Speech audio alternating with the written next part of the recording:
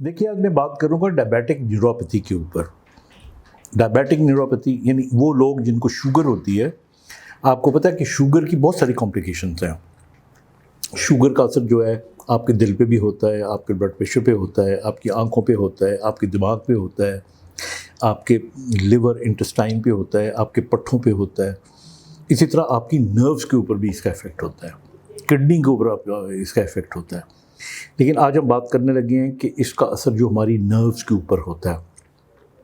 सबसे जो इम्पोर्टेंट असर होता है नर्व्स के ऊपर, वो ये होता है कि हमारे महसूस करने की जो सलाहियत है वो कम हो जाती है। क्योंकि हमारी नर्व्स जो हैं वो दो काम कर रही होती हैं। एक काम ये कर रही होती हैं कि वो हमारी बॉडी में पट्ठों की पावर बनती है। यानी ये मैंने मुट्ठी दबाई तो ये मेरी नर्व जो थी, मोटर नर्व जो थी, उसने ज़ोर लगाया।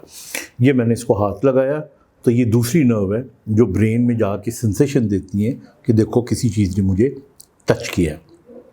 अब डायबिटिक न्यूरोपैथी के अंदर जो ज़्यादा कॉमन है उसके अंदर ये सेंसरी न्यूरोपैथी होती है। यानी आपके महसूस करने की सलाहियत आहिस्ता आहिस्ता कम हो जाती है।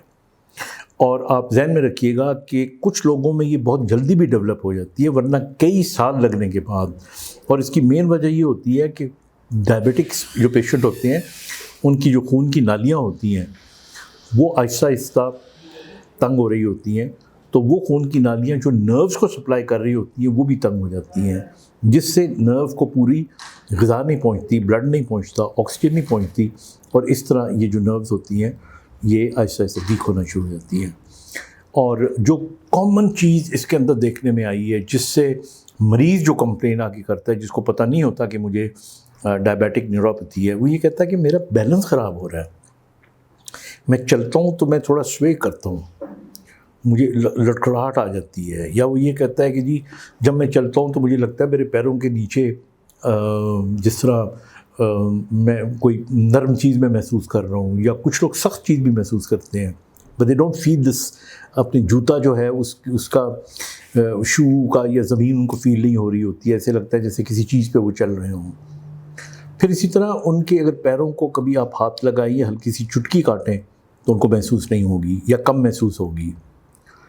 अब जब ये कैफियत आ जाती है तो ये फिर न्यूरोपैथी आपकी एक तो पावर को कम कर देती है, लेकिन मेनली सेंसेशंस को कम कर देती है। महसूस जब सेंसेशंस कम हो जाएंगी तो फिर पैरों की कोई चोट लगेगी आपको पता ही नहीं चलेगा, वो फिर नासूर बन जाएगा, वो बड़ा ज़ख्म बन जाएगा। तो इसलिए चंद एक बातें बड़ी इंपॉर्टेंट हैं। पहली बात तो ये, मरीज़ आके फिर ये कहता है हमें कि डॉक्टर साहब ये मुझे टांगें सुन रहती हैं मेरी, और मैं हाथ लगाऊं पूरी तरह महसूस नहीं होता, तो ये ठीक होनी चाहिए। अब मैं उनको ये कहता हूँ कि देखें, ये न्यूरोपैथी जब हो जाती है तो ये ठीक वीक नहीं होती। ये बिल्कुल एवं लारा लगाने वाली बात है कि ये ठीक हो जाती है। नो, न्यूरोपैथी जब डेवलप हो गई, यस, ये आगे बढ़ने से रोक सकते हैं आप। गुड डायबिटिक कंट्रोल होना चाहिए, न्यूट्रिशन अच्छी होनी चाहिए, एक्सरसाइज होनी चाहिए, तो ये आगे बढ़ेगी नहीं, ये कम हो जाएगी, लेकिन ख़त्म नहीं होगी। You have to live with this.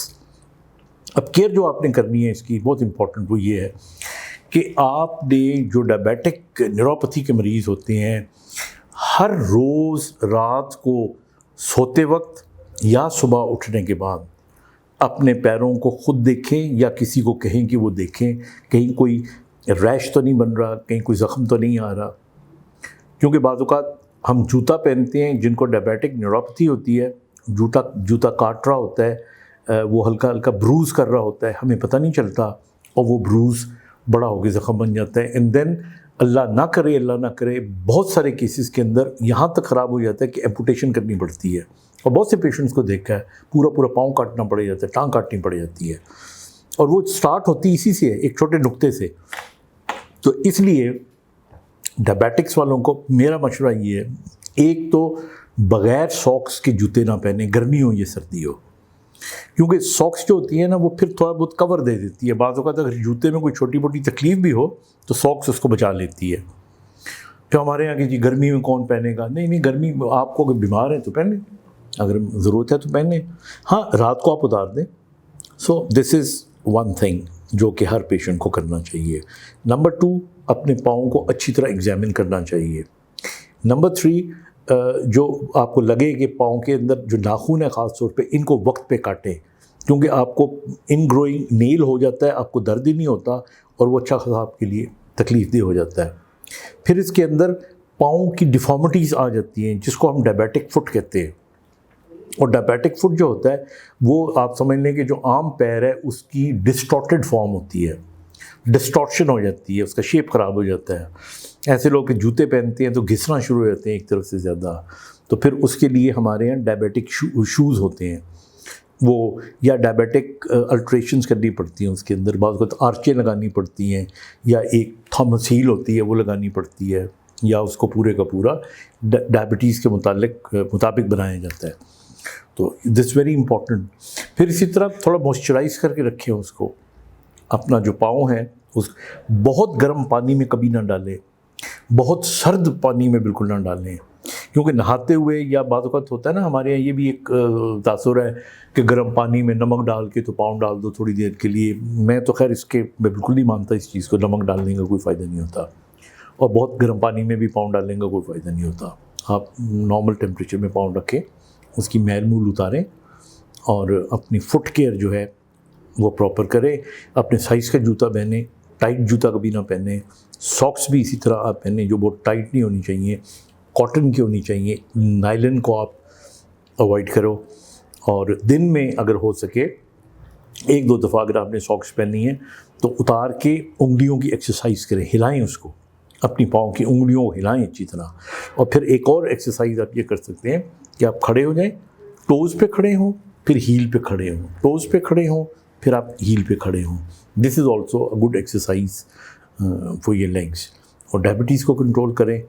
اسی طرح ڈائبیٹک نیوروپیتھی جو ہوتی ہے یہ ہاتھوں کو بھی انوالو کرتی ہے، یہ لیٹر سٹیج پہ کرتی ہے۔ جب ہاتھوں کو کرتی ہے تو پھر ظاہر ہے ہاتھوں میں جو محسوس کرنے کی صلاحیت کم ہو جاتی ہے، بعض اوقات بٹن بند کرنا مشکل ہو جاتا ہے، بعض اوقات کوئی مائنر کام کرنا، چیزوں کو محسوس کرنا ہاتھوں سے، تو یہ اس طرح بڑھ سکتی ہے، and it can get worse also.